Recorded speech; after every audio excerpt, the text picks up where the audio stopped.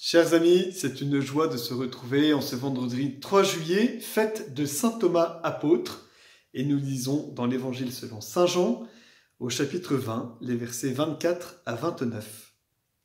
L'un des 12, Thomas, appelé Didyme, c'est-à-dire jumeau, n'était pas avec eux quand Jésus était venu. Les autres disciples lui disaient « Nous avons vu le Seigneur ».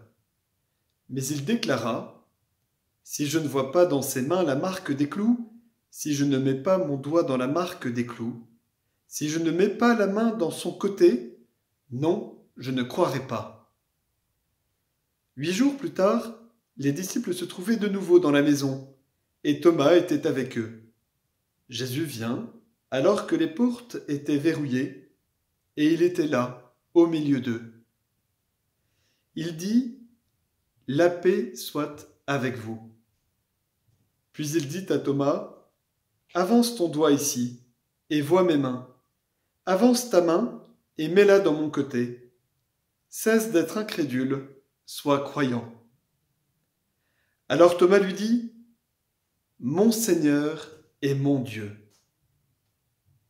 Jésus lui dit « Parce que tu m'as vu, tu crois. Heureux ceux qui croient sans avoir vu. » Acclamons la parole de Dieu.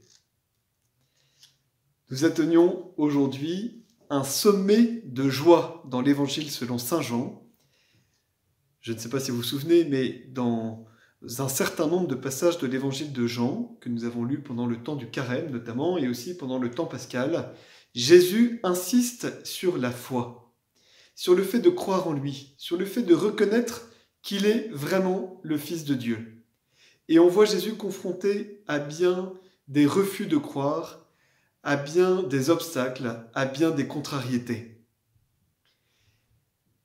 Et ce qui est tout à fait extraordinaire dans ce texte, c'est que Thomas, celui qui a du mal à croire, va précisément atteindre le sommet le plus grand, la confession de foi la plus claire, la plus limpide, de pouvoir dire au Seigneur « Mon Seigneur et mon Dieu ».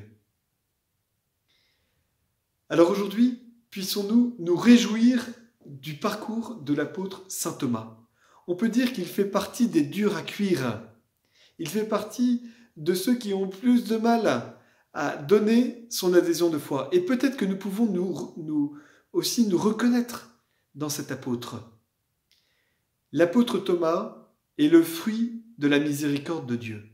C'est d'ailleurs l'évangile que nous lisons le dimanche de la miséricorde, où nous écoutons l'ensemble du passage avec la première apparition de Jésus au soir de Pâques, et ensuite la réaction de Thomas, et la deuxième apparition 8 jours plus tard que nous venons d'écouter.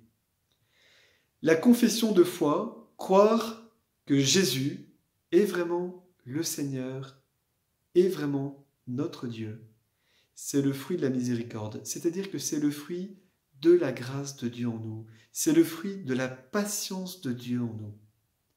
Alors, pour nous aussi, si nous avons l'impression d'être un petit peu à la traîne, de ne pas être les croyants que nous aimerions être, en se disant « mais je ne suis pas au niveau », eh bien l'apôtre Thomas est là pour nous rappeler qu'il y a un raccourci pour justement entrer dans la foi, dans la relation à Dieu. C'est celle de se laisser faire par la miséricorde de Dieu, de laisser Jésus venir à nous, de laisser Jésus venir nous toucher, venir nous parler.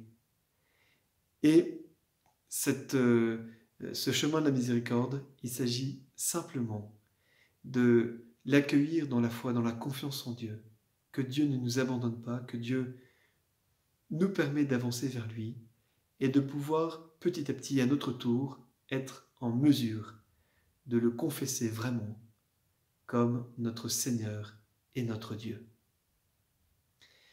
C'est avec ce magnifique sommet que je vous souhaite de bonnes vacances. Il reste encore le commentaire de demain qui sera fait. Ensuite, nous aurons une pause estivale et à la rentrée, nous recommencerons différemment avec une intervention hebdomadaire. Vous allez pour cela avoir une vidéo qui vous présentera ce que nous ferons l'an prochain sur la suite de la paroisse online En tout cas, nous avons été extrêmement heureux, comme prêtres, de pouvoir vous donner la parole de Dieu quotidiennement, tout au long de ce temps de confinement et de post-confinement.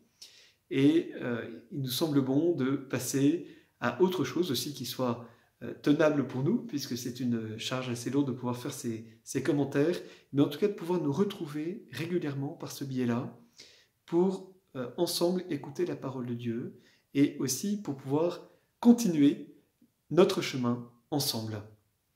Je vous rappelle aussi toutes les propositions pour l'été, à travers l'application YouPray, que vous pourrez avoir un commentaire quotidien, ainsi que par l'application Dieu avec nous aujourd'hui, ou bien Découvrir Dieu.